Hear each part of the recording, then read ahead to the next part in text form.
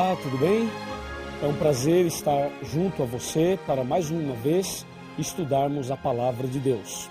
O tema de hoje é a Bíblia Sagrada e o Grande Conflito. Aqui em João 17, versículo 17, está escrito assim, santifica-os na verdade, a tua palavra é a verdade.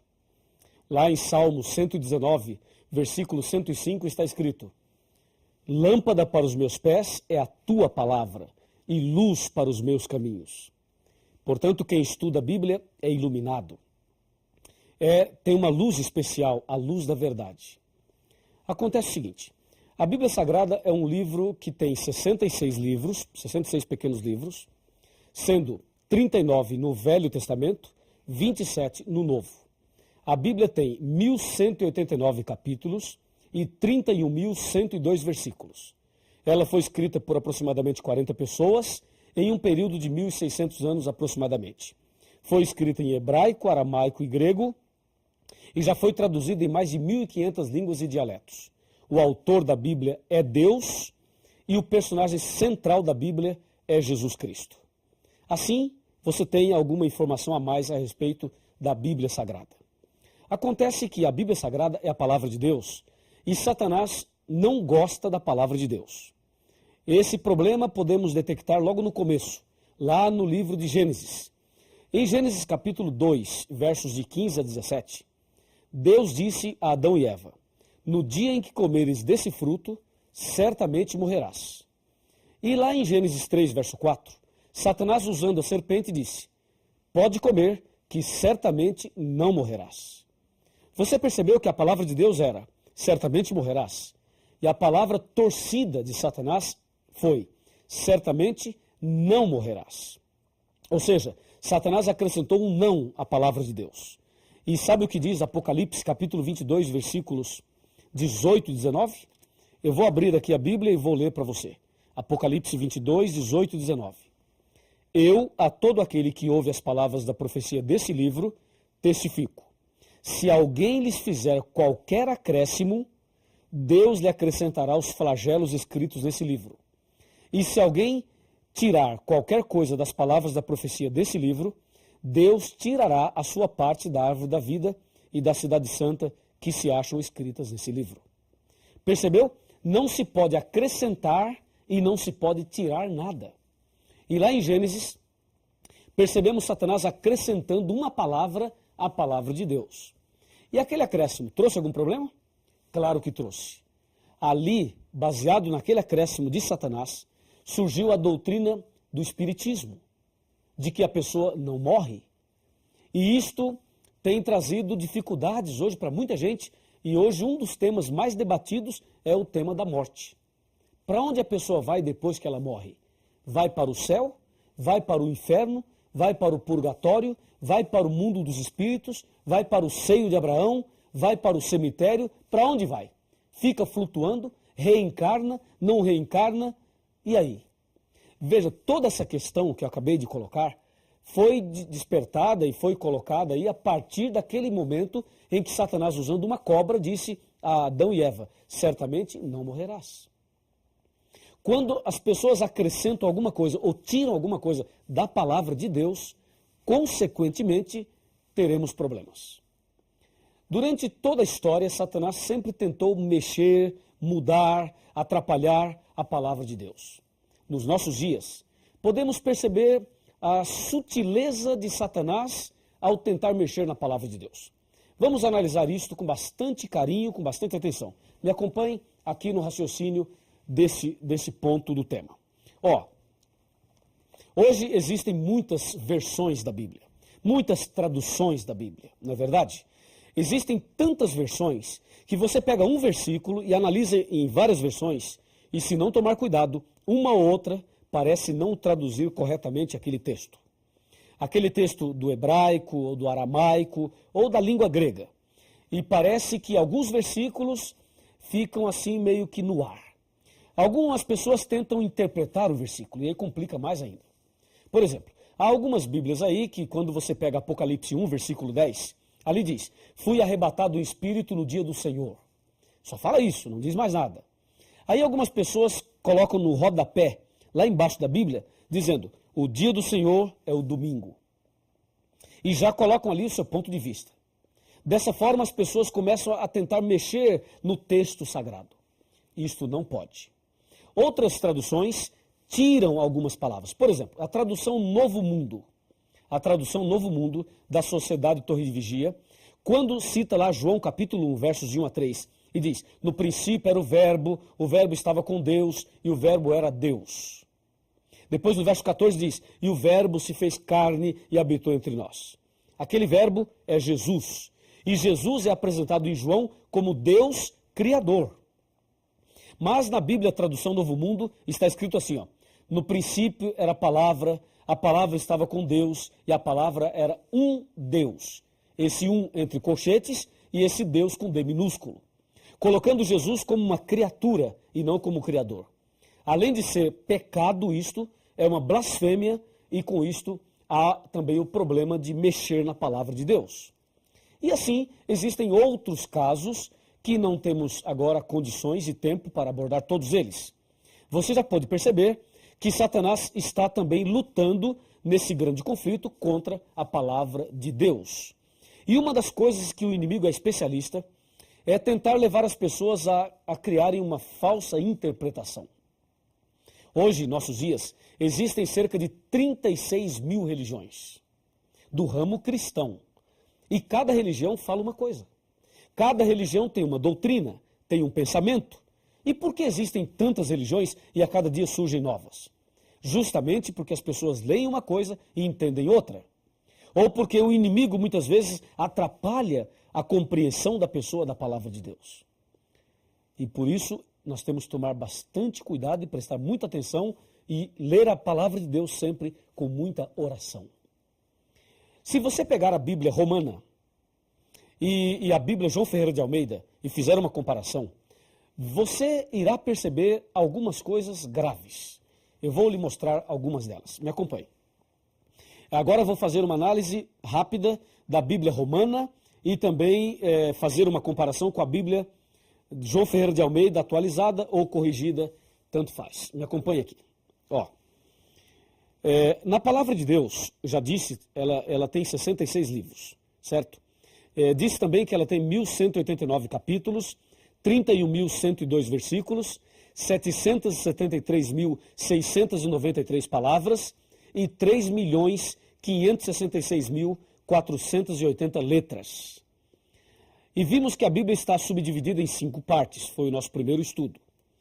Agora veja, a ira de Satanás contra a palavra de Deus levou ao seguinte problema, comparando a Bíblia romana com a Bíblia original. Na Bíblia original, nós sabemos, como eu já disse, existem 66 livros, mas a Bíblia romana tem 73 livros. Assim, podemos perceber a ira de Satanás mexendo na palavra de Deus. Como já vimos também, ele é especialista em mudar e torcer a palavra de Deus. Por exemplo, na Bíblia romana, existem 7 livros a mais. O primeiro livro é 1 Macabeus, depois 2 Macabeus, depois Tobias, em seguida Judite, depois Sabedoria, Eclesiástico e Baruque. Esses 7 livros são conhecidos como livros apócrifos, ou seja, livros ocultos. A palavra apócrifo aí vem do grego, que quer dizer oculto. Alguma coisa que não foi revelada por Deus. Então esses 7 livros aí aparecem a mais na Bíblia romana. E mais, no livro de Esther existe um acréscimo. E no livro de Daniel também existe um acréscimo. Assim, a Bíblia romana vai contra um princípio da própria Bíblia, que diz: nada deve ser acrescentado e nada deve ser tirado. Como você pode perceber, eles acrescentaram, enquanto em outras versões eles tiraram. Mas nós devemos manter fidelidade à palavra de Deus. E hoje, em nossos dias, muitas pessoas não aceitam certos pontos bíblicos, porque dizem, isso está no Velho Testamento. Veja, as pessoas às vezes acham que pelo fato de estar no Velho Testamento, não devem aceitar. Quantas e quantas pessoas dizem, eu não aceito isso nem aquilo, porque está no Velho Testamento.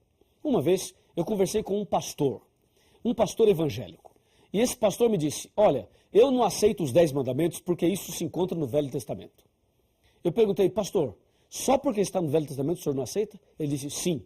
Se você me mostrar no Novo, eu aceito. Eu disse, eu vou lhe mostrar no Novo, mas antes quero lhe fazer uma pergunta. Na sua igreja o senhor pede dízimo? Ele falou, claro, o dízimo é sagrado. Perguntei a ele, então, onde o senhor encontra a orientação do dízimo na Bíblia? No Novo ou no Velho? E ele disse, no Velho. Então, pastor, por que o senhor aceita o dízimo que está no Velho e não aceita os 10 mandamentos que se encontram no Velho Testamento também? E ele não soube me explicar. Percebe? A Bíblia Sagrada é uma só.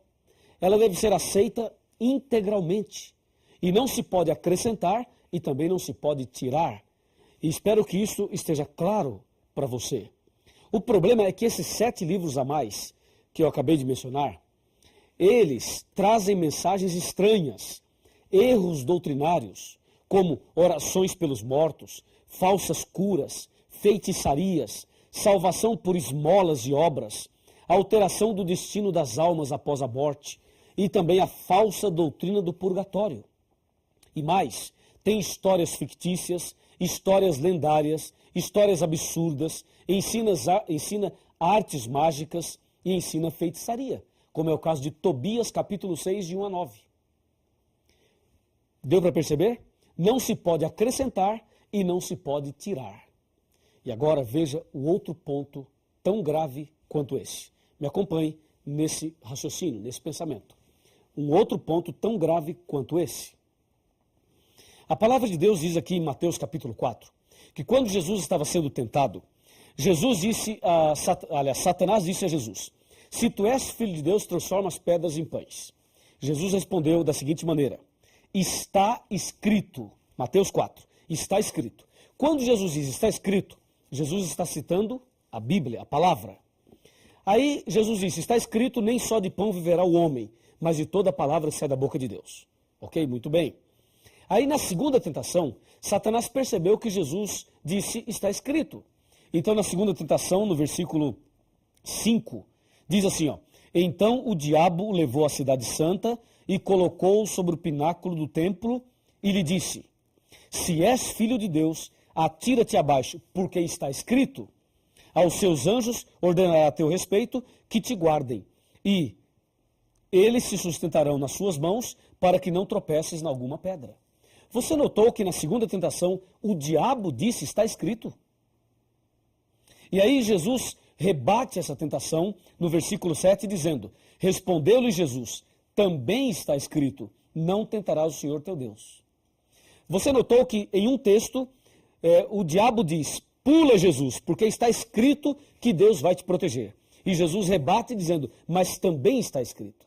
Eu pergunto, quem estava certo, Jesus ou Satanás? Satanás ou Jesus? Quem estava com a razão? Claro que você vai dizer, Jesus está com a razão, e eu também digo isso.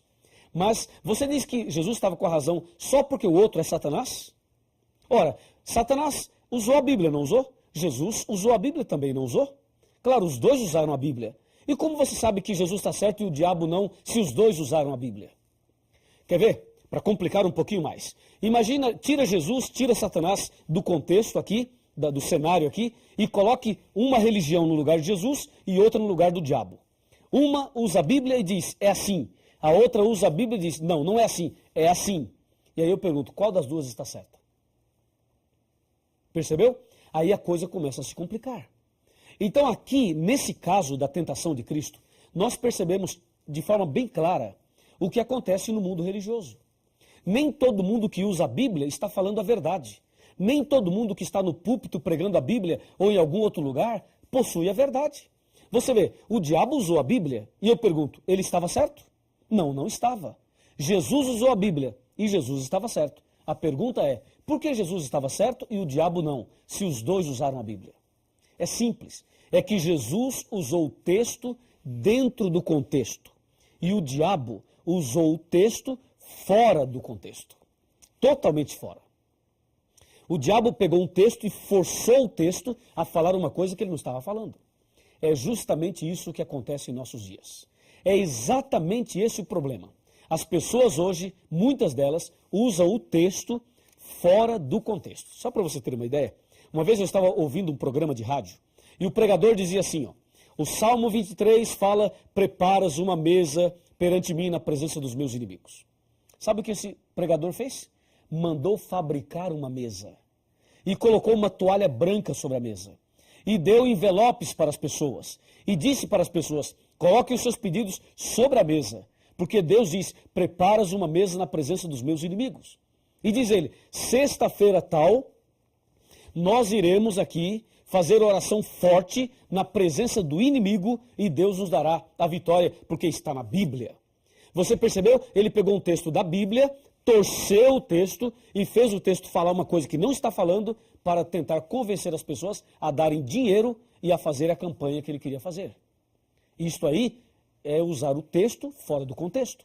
Porque quando o salmista, no capítulo 23, fala, preparas uma mesa na presença dos meus adversários, ele não manda você fabricar uma mesa.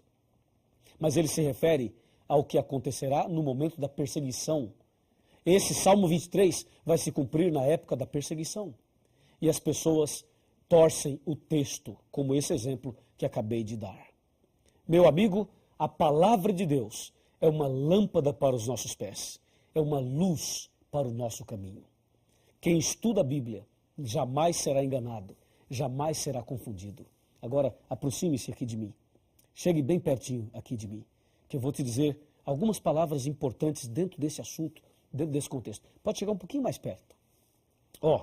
É o seguinte, se você examinar a Bíblia, se você se apegar cada vez mais à palavra de Deus, saiba de uma coisa, a luz da verdade brilhará no seu coração e as trevas serão banidas. E vai se cumprir na tua vida o que está na palavra de Deus. Lembra? Conhecereis a verdade e a verdade vos libertará.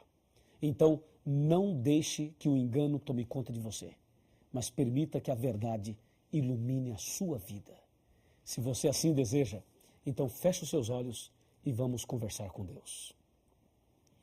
Querido Deus, nosso muito obrigado por esta mensagem da Tua Palavra.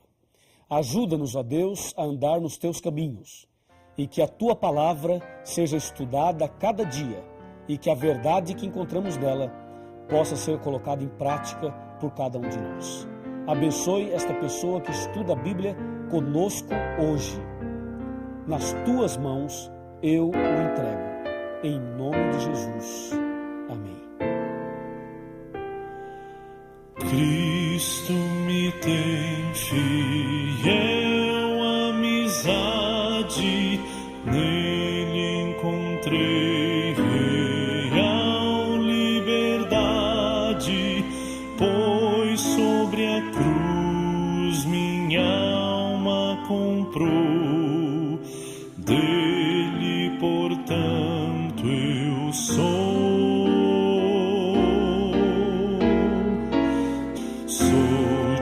Jesus agora, meu é Jesus também, meu Ele é agora, meu para sempre.